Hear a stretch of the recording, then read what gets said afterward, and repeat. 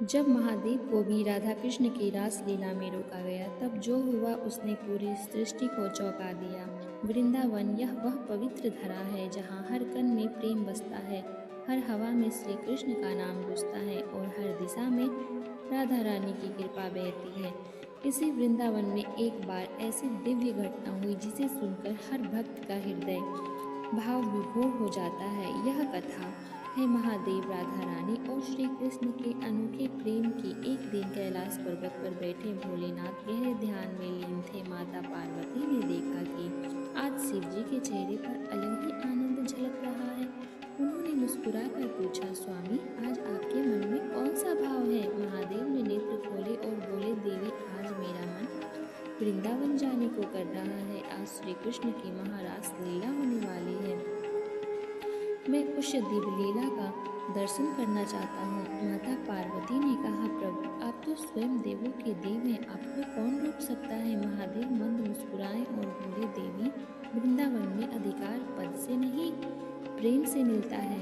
वहाँ वही प्रवेश कर सकता है जिसके हृदय में निर्मल भक्ति हो। इतना कहकर भोलेनाथ तुरंत वृंदावन की ओर चल पड़े। जब वे वहाँ पहुँचे तो पूरा वृंदावन सुगंधित फूलों से सजा था।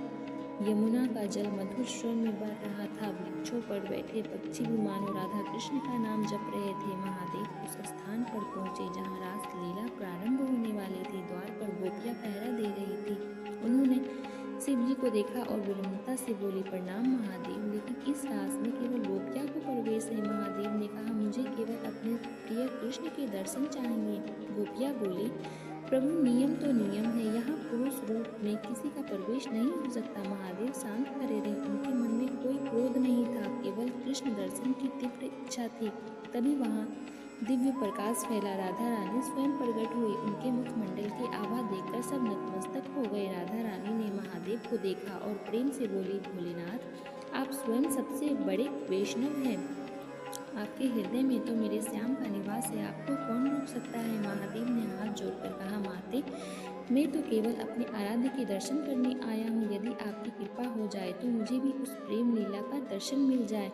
राधा रानी मुस्कुराई। उन्होंने अपनी कृपा दृष्टि महादेव पर डाली। उसी क्षण शिव जी का रूप बदल गया। वे सुंदर गोपी के रूप में प्रकट हुए। सभी गोपियाँ आश्चर्यचकित रह गई। राधा रानी बोली, आज से आप वृंदावन में गोपेश्वर महादेव कहलाएंगे। जो भी भक्त वृंदावन आएगा पहले आपके दर्शन करेगा, तभी उसे राधा कृष्ण की कृपा मिलेगी। महादेव भाव विभोर हो गए। वे गोपी रूप में रास मंडल में प्रवेश कर गए।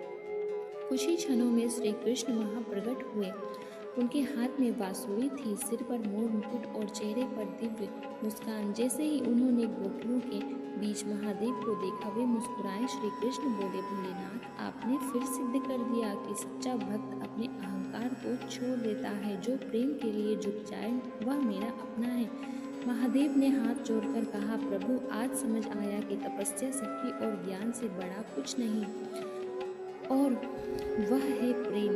श्री कृष्ण बोले, हाँ महादेव, जहाँ प्रेम है वही मैं हूँ, जहाँ भक्ति है वही मेरा धाम है। इसके बाद महारास आरंभ हुआ। चांदनी रात थी। यमुना तट पर दिव्य संगीत गूंज उठा। श्री कृष्ण हर गोपी के साथ नृत्य कर रहे थे। महादेव भी उस प्रेम रस में डूब गए। उनका हृदय आनंद से भर गया। इसके बाद महारास आरंभ हुआ। चांदनी रात थी। यमुना तट पर दिव्य संगीत गूंज उठा। श्री कृष्ण हर गोपी के साथ नृत्य कर रहे थे। महादेव भी उस प्रेम रस में डूब गए। उनका हृदय आनंद से भर गया।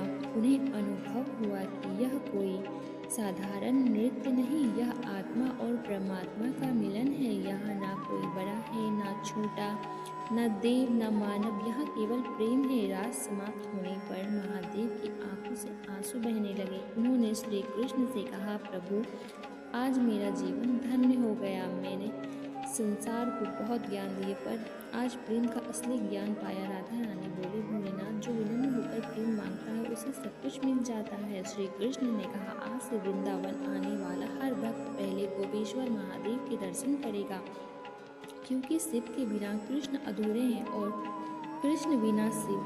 तभी से वृंदावन में गोपेश्वर महादेव का मंदिर प्रसिद्ध हुआ।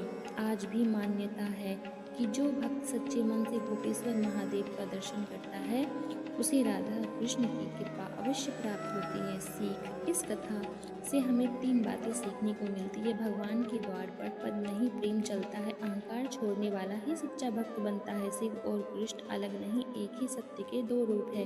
अंतिम संदेश, जहाँ राधे का नाम है वहाँ श्याम है, जहाँ श्याम है वहाँ शिव है, और जहाँ प्रेम है वही पूरा संसार बसता है। हर हर महादेव। राधे राधे।